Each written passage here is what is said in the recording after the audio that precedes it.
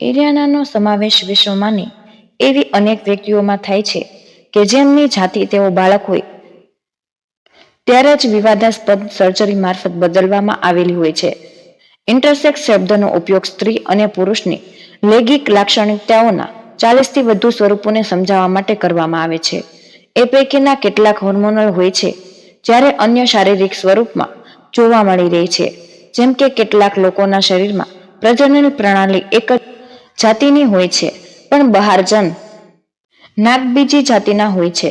કર્મશીલો માને છે કે પોતાનું સંતાન સ્ત્રી છે કે પુરુષ તેનો નિર્ણય માતા પિતા અને ડોક્ટરોએ લેવો જોઈએ નહીં. અહીં 3 ઇન્ટરસેક્સ મહિલાઓ તેમની આત્મસ્વીકૃતિની યાત્રાનું વર્ણન કરતા તેમની કહાની કહી રહી હતી.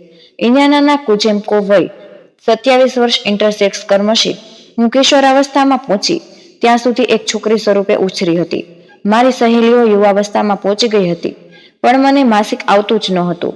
સમય જતાં એવું થયું કે હું મારા ક્લાસના સ્તન વિનાની એકમાત્ર છોકરી હતી. એક દિવસ અમારા ક્લાસને છોકરીઓમાં તરુણાવસ્થા કઈ રીતે આવે છે એ વિશેની ફિલ્મ દેખાડવામાં આવી હતી. એ અત્યંત પીડાદાયક અનુભવ હતો. ફિલ્મમાં દર્શાવવામાં આવ્યું હતું કે તેમ બધાની માફક મારો શારીરિક વિકાસ કેમ થતો નથી એ હું સમજી શકી ન હતી. ઇલિયાનાને 22 વર્ષ જાણવા મળ્યું હતું કે મારામાં સ્ત્રી તથા પુરુષ બંનેના રંગસૂત્રો છે. મારો શારીરિક વિકાસ બીજી છોકરીઓ જેવો થતો ન હતો. તેને મારી મમ્મીને દાદીને ચિંતા ન હતી. તેઓ કહેતા કે ચિંતા નહીં કરવાની, બધું ઠીક થઈ જશે. હું 14 વર્ષની થઈ ત્યારે મને સ્ત્રી રોગોના નિષ્ણાત પાસે લઈ જવામાં મેં તેમને સમજાવવાની તૈયાર કર્યા હતા. ડોક્ટર્સોએ કહ્યું કે મારું અંડાશય કામ કરતું થાય એ જરૂરી છે. તેમણે અંડાશયને સક્રિય કરવા માટે કેટલીક સલાહ આપી હતી. મેં અનેક મહિનાઓ સુધી તેમની સલાહનું પાલન પણ કર્યું હતું પણ તેનાથી કોઈ ફરક જ ન પડ્યો. તેથી હું વધારે નિરાશ થઈ ગઈ હતી. હું 15 વર્ષની થઈ ત્યારે મારા પિતા મને મોક્ષમાં કેટલાક ડોક્ટર પાસે લઈ ગયા હતા. તેમણે કેવી ફટાફટ તપાસ કરી હતી એ મને યાદ છે. તેમણે મને તો કશું જણાવ્યું જ ન હતું પણ મારા પિતાને ઓફિસમાં બોલાવ્યા હતા. મારા પિતાએ કહ્યું હતું કે મારા પર એક કે કદાચ 2 નાના ઓપરેશન કરવા પડશે. તેઓ મારી સાથે શું કરવાના છે એ હું જાણતી જ ન હતી. સ્કૂલમાં મારી બહેનપણીઓએ પણ પૂછ્યું હતું પરંતુ મને તેનો ખ્યાલ જ ન હતો. ઇલિયાનાને હકીકતની જાણ થયાના થોડા દિવસ પછી તેઓ બહુ હતાશ થઈ ગઈ. બાદમાં તે મારા પિતાને જણાવ્યું હતું કે મારી અંદરનું બધું કાઢી નાખશે તો સારું થશે. તેના જવાબમાં પપ્પાએ કહ્યું હતું કે તારી અંદરનું બધું જ તો કાઢી જ નાખ્યું છે. તેમની આ વાત સાંભળીને મને આઘાત લાગ્યો હતો. મારા અંડાશય કાઢી નાખવામાં આવ્યાની ખબર મને એ રીતે પડી હતી કે એક વિદ્યાર્થી તરીકે હું મારી જાતને વધુ ધિક્કારવામાં લાગી હતી અને ઊંડા આત્મરોષમાં સરી પડી હતી.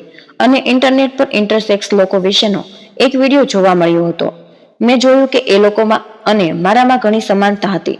મેં મારા તમામ મેડિકલ પેપર્સ ખોઈ કાઢ્યા હતા અને મોસ્કોના ડોક્ટરને ફોન કર્યો હતો.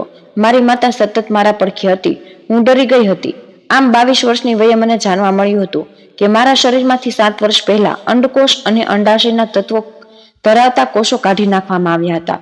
ત્યારથી હું હોર્મોન્સની દવા લેતી હતી અને એ પણ જાણવા મળ્યું હતું કે મારામાં સ્ત્રી તથા પુરુષ બંનેના રંગસૂત્રો છે અને મારા શરીરમાં ગર્ભાશય પણ છે.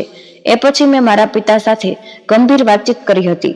તેમણે કહ્યું હતું કે તારી શારીરિક અવસ્થાની વાત તારી સાથે નહીં કરવાની સલાહ મને 2 બાળ મનોચિકિત્સકોએ આપી હતી. મારા પિતાએ તેમની ભૂલ સ્વીકારી ન હતી. તેમણે મને એ સમયે સચ્ચાઈ જણાવી દીધી હોત તો મારું જીવન અલગ જ હોત. એ પછી મેં મારા પિતા સાથે ક્યારેય વાત કરી નથી. હકીકતની જાણ થયાના થોડા દિવસ પછી જ હું બહુ હતાશ થઈ ગઈ હતી. આગળ કઈ રીતે જીવવું એ મને સમજાતું જ ન હતું.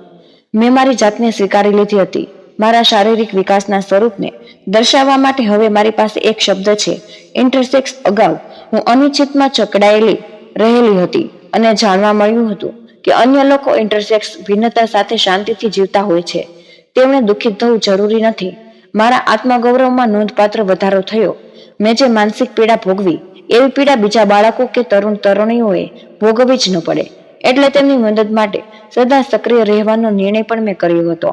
મારી કથાની શરૂઆત મેટર્નિટી હોસ્પિટલમાં થઈ હતી. ડોક્ટરોએ મારી મમ્મીને કહ્યું હતું કે મારું ગુપ્તાંગ અવિકસિત છે. એ પુરુષનું કે સ્ત્રીનું હોય તેવું લાગતું નથી. તેમણે મારી મમ્મીને સવાલ કર્યો હતો કે તમે દીકરીને જન્મ આપ્યો છે કે દીકરાને. લિયાએ વર્ષો સુધી પોતાની લૈંગિક ઓળખ માટે સંઘર્ષ કર્યો હતો. મારી મમ્મીએ મારું નામ દીકરી તરીકે નોંધાવ્યું હતું. એ ડોક્ટર્સોએ કરેલી પહેલી ભૂલ હતી.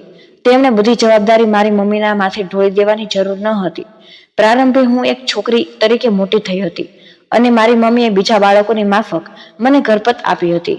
મેં સ્કૂલે જવાનું શરૂ કર્યું એ પહેલા મારી મમ્મી મને તબીબી તપાસ માટે લઈ ગઈ હતી.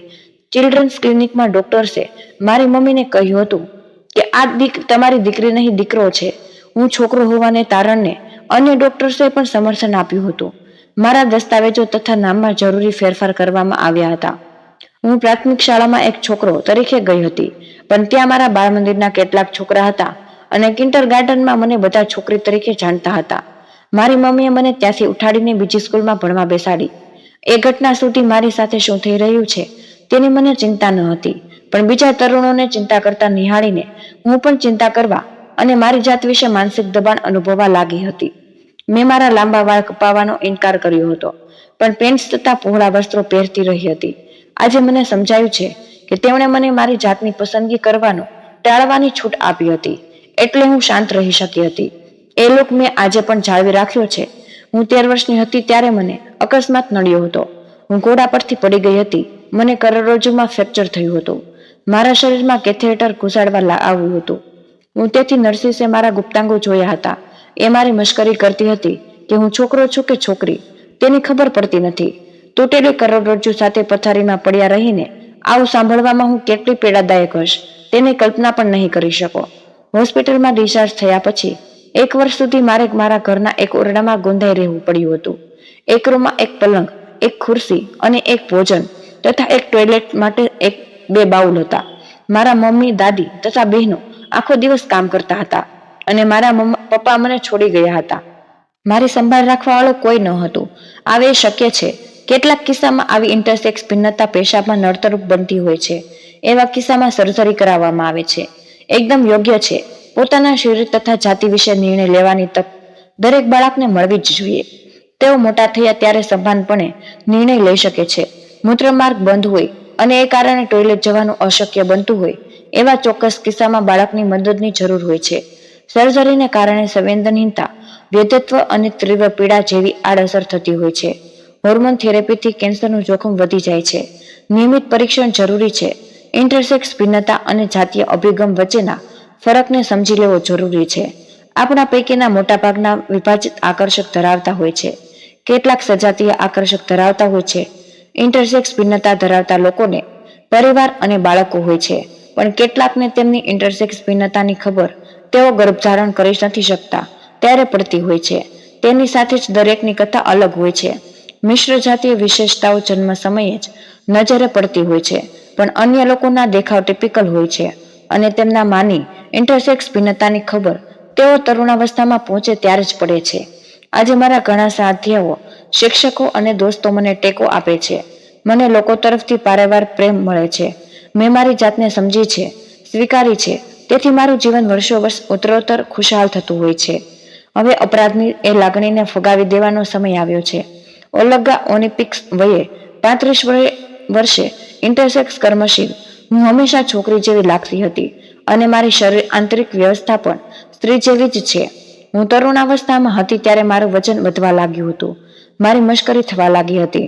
વજન ઘટાડવા હું દિવસ રાત દોડતી હતી અને ડાયટિંગ પણ કરતી હતી, પણ મારું વજન ઘટવાને બદલે વધતું જ જતું હતું. 24 વર્ષની વયે મેં હોર્મોન્સની પરીક્ષણ કરાવ્યું ત્યારે જાણવા મળ્યું હતું કે મારા શરીરના તંત્રમાં જોરદાર ગડબડ થયેલી છે, પણ હું ઇન્ટરસેક્સ વ્યક્તિ છું તેની ખબર પડી ન હતી. હોર્મોનના સંતુલન માટે એન્ડોક્રાઇનોલોજિસ્ટને દવાઓ લખી આપી, પણ થોડા સમય પછી મારા ઉપલા હોઠ અને ગળા પર વાળ ઉગવા લાગ્યા હતા. બહાર જઈને દોસ્તોને હળવા મળવા ઈચ્છતી 25 વર્ષની યુવતી એ પરિસ્થિતિમાં કેવી દશા થાય તેની કલ્પના કરી શકો છો. મેં હોર્મોન્સની દવા લેવાનું બંધ કરી દીધું હતું, પણ મારી પાસે પૈસા અને ઉત્સાહ હોય ત્યારે વધુ ડોક્ટર્સની સલાહ લેવાનું ચાલુ રાખ્યું હતું. એક ડોક્ટરે મારા રંગસૂત્રોનું વિશ્લેષણ કરવાની સલાહ આપી હતી. તેને કારણે મને 4 વર્ષ પહેલા ખબર પડી કે હું પુરુષના રંગસૂત્રો ધરાવું છું. તેનો અર્થ એ છે કે હું ઇન્ટરસેક્સ વ્યક્તિ છું. 24 વર્ષની વયે મને એમ લાગતું હતું કે હું લેસ્બિયન છું. યુવાવસ્થામાં હું એવું વિચારતી હતી કે મારું શરીર પાતળું નથી. પછી મને એવું લાગ્યું કે હોમોસેક્સ્યુઅલ થી અને એવું વિચારી રહી છું કે હું સ્ત્રી છું કે નહીં. હું ખરેખર કોણ છું? પણ હું ઇન્ટરસેક્સ વ્યક્તિ છું. તેમાં મારા ભાઈને રસ પડ્યો. મારી મોટી બહેન વધુ ચિંતિત છે. માતા પિતાએ મારો સ્વીકાર કર્યો છે. તેઓ મને પ્રેમ કરે છે, પણ તેઓ એ વિશે વાત કરતા નથી. મારી પાર્ટનર નોન બાઇનરી વ્યક્તિ છે. એ સ્વીકારવું તેમના માટે મુશ્કેલ છે. મારી પાર્ટનર છોકરી સ્વરૂપે જન્મી છે, પણ પોતે સ્ત્રી કે પુરુષ હોવાનું માનતી નથી. મારા માટે ઇન્ટરસેક્સ લોકોની સમસ્યા સમાજમાં વૈવિધ્ય પ્રત્યેની અસહિષ્ણુતાની પરાકાષ્ઠા છે. ઇન્ટરસેક્સ લોકોની વાત સાંભળવી જોઈએ. તેઓ કહે છે કે બાળપણમાં જ કરાયેલી શસ્ત્રક્રિયાઓ તેમને ભાંગી નાખ્યા છે. તેમની ખરી ઓળખ ડોક્ટર્સે નક્કી કરેલી ઓળખ કરતાં પણ અલગ હોવાનું તેઓ માને છે. મિશ્ર જાતીય લક્ષણો ધરાવતા બાળકો ને ડોક્ટર્સો તથા માતા પિતા પુરુષ અથવા સ્ત્રી એમ બે પૈકીના એક ખાનામાં દબાવી દેવાના પ્રયાસ કરે છે. આ લોકોને સમજી શકાય તેવા બનાવવાની જરૂર છે એવું સમાજ અનુભવે છે. અનિશ્ચિત કે અસાધારણપણાથી ભયભીત લોકો ઇન્ટરસેક્સ વ્યક્તિઓને ડરાવતા ધમકાવતા રહે છે અને ઇન્ટરસેક્સ લોકો જન્મતા રહે છે. એ શક્ય છે. કુદરત દ્વિજાતીય રચનાને હંમેશા અનુસરતી નથી. સેહ્વિયા કાયલા સુરક સાયક્રિયાટિક્સ અને સાયકોથેરાપીના એસોસિએટ પ્રોફેસર. હું સાયકોથેરાપિસ્ટ છું અને મારે ત્યાં આવા દર્દીઓ આવે છે. ઇન્ટરસેક્સ લોકોને બાળપણમાં તેમના પર કરવામાં આવેલી શસ્ત્રક્રિયા બાબતે જાણ થાય છે ત્યારે તેઓ બહુ જ રોષે ભરાય છે. મુખ્ય વાત તો એ છે કે રોષને આત્માના ઊંડાણમાં સંગ્રહી રાખવાના નથી. વ્યક્તિએ પરિસ્થિતિનો સ્વીકાર કરીને જીવવાનું. એ ઇન્ટરસેક્સ લોકો ખુદની વાસ્તવિકતાનો સ્વીકાર કરે છે અને પોતાની અન્યતાને સમજી લે ત્યારે અત્યંત સુંદર બની જાય છે. તેમના ચહેરા ચમકવા લાગે છે. તો મિત્રો, તમને વિનંતી છે કે જો ઇન્ટરસેક્સ લોકોની કહાની તમને કેવી લાગી તે કમેન્ટ બોક્સમાં જરૂર જણાવજો. વિડીયોને લાઇક કર્યો ન હોય તો લાઇક કરી ચેનલને સબસ્ક્રાઇબ જરૂરથી કરી દેજો. જય શ્રી કૃષ્ણ. રાધે રાધે. ધન્યવાદ. વિડીયોને અંત સુધી જોવા બદલ તમારો ખૂબ ખૂબ આભાર.